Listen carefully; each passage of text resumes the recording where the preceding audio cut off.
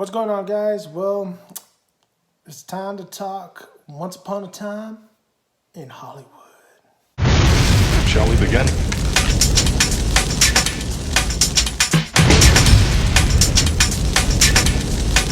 Let's begin.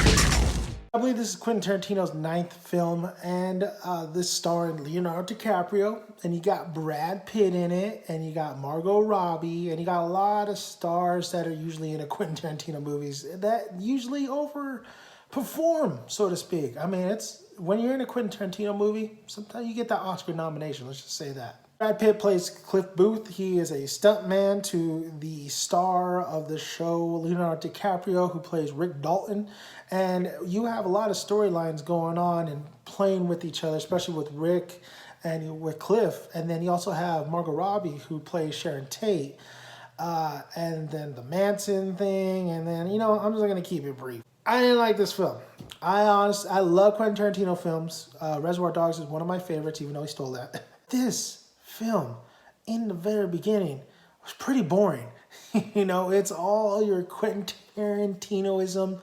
It is still a well-directed film, fantastic acting, but man, I didn't think you needed the Manson storyline in there. I think I would have just liked the Cliff Booth and Rick Dalton show, but there's so many intertwining storylines that, yes, it kind of pays off at the end, but that journey is kind of a letdown in my opinion. Now, Brad Pitt won an Oscar for this film, and that's my biggest gripe. And there's another video that for me to really rant about that particular thing.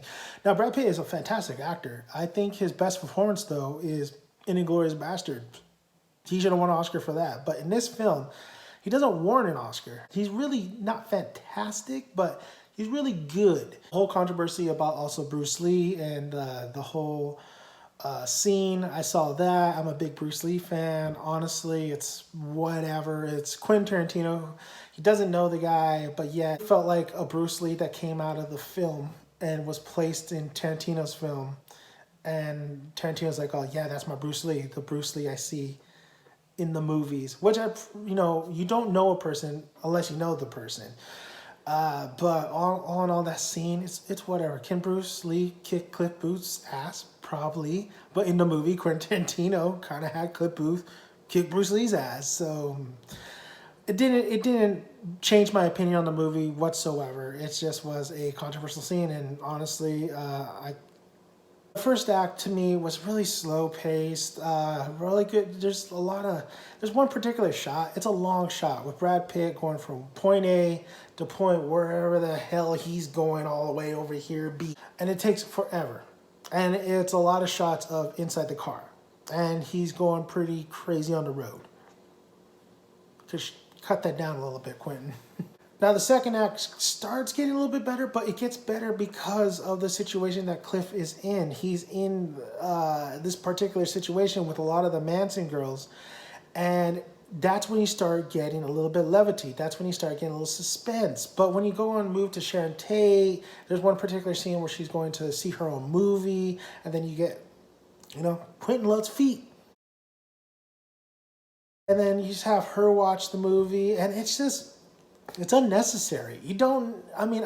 I see you want to include a lot of these real live people and change the kind of storyline to it, but it's so unnecessary. Focus on your two actors. Leonardo DiCaprio is the main kind of star. He's a star he's a star that's fading out, but he's the star, and Booth is the stuntman. Booth lives in a trailer park, while Rick Dalton, lives in a nice house, cool neighbors, so to speak. Not really, though. Pulaski, is he a cool guy? He's not cool, man. It's not cool at all. I think I really kind of sympathize more of Leo because he plays this actor, and it's really it comes off really well. His star is starting to fade a little bit, and I really like the actual scenes. He's in this TV show, and he's acting within the TV show while we're watching him act in the movie, and it works. It's actually kind of charming. I actually really enjoy the hell out of it. And I really actually liked how he interacts with all his co-stars. I thought that was fantastic. There's one particular scene he messes up his lines. That's like one of the best parts in the movie. The relationship between Brad and Leo in this movie is the best part of the movie, but it's such a long movie and it's such a slow burn. This movie is a type of movie where you pick parts here and there that you actually like, but if you say you actually like the whole movie in general, I don't think so. I don't think this movie works too well, honestly. I think Quentin, I love Quentin. I think Quentin is a fantastic writer. I've seen this guy in Santa Barbara talk. I'm pretty sure he was on cocaine. He could have you just absolutely watch a scene with two men sitting down, drinking milk and smoking a pipe, and you wouldn't be bored whatsoever. So I don't know what happened here. I thought the interaction with a lot of the characters was just boring. I thought the dialogue just kind of rambled on. I thought there was no tense moments. There was no Goodfellas kind of thing where you listen to these characters and what they say and you see what their actions, hence Bruce Lee. So I thought Quentin Tarantino kind of really stumbled on this one. It's not my favorite film. I'm pretty sure there's a lot of people who like it, but honestly, I just did not enjoy it. I didn't think it was all that great. And there, like I said, a lot of good elements in it. It was still a well-directed film. Quentin still makes some scenes that are particularly tense, and then he can make a scene. If he wanted to, he can make a scene really pop out.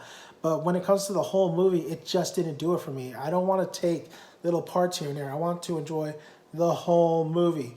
Now let's talk about the climax real quick. The climax is Quentin Tarantino. He is over the top, which, yeah, it was a lot of fun. It's always fun when Quentin goes over the top when it comes to bloodshed, when it comes to characters being killed off. But it really kind of doesn't fit into the movie. Like, it's just kind of there, and it just really off balances what the tone of the movie kind of was straight out. And then this happens. So the ending of the film to me was tone-wise, not necessary. Yeah, you could have been a little bit more subtle with it, but Quentin Tarantino does not like subtle. And that's the problem with Quentin. Quentin needs to learn to be subtle. If he's able to be subtle, a lot of his films, I would even say like The Hateful Eight, even though I really like The Hateful Eight, you bring it down a little bit and it makes it a little bit more memorable. Sometimes you don't need over-the-top stuff to happen. And once you kind of like back away from that, it makes that particular scene a little bit more memorable and kind of leaves you an impression in your head. With this film, I was already kind of like losing my edge on it. And then when that happened, yes, it kind of woke me up. And I was like, what the hell is going on? But it's definitely no Parasite. Let's just say that. So Quentin Tarantino, Once Upon a Hollywood. Have you seen it? Did you like it? Do you think Brad Pitt deserves the Oscar? I got a lot to talk about that, but that's going to be in a separate video. This was one of my least favorite Quentin Tarantino movies. It might be the least favorite Quentin Tarantino. I think I like Death Proof more than this, but you know, we'll see about his next work of art. I think it's going to be movie 10, and that might be his last film. People are saying another Kill Bill, but you know what? I want to see a Star Trek film would have been interesting with Quentin. I think Quentin Tarantino is still a fantastic director, one of the greatest directors, but this one was, to me, kind of, it was whatever to me. So, thank you guys for listening. Hit the like button if you like the video. Subscribe. I would really much appreciate it. And let me know down below what you think about this movie. I'm Dan Omega Dennis' son. I'm out.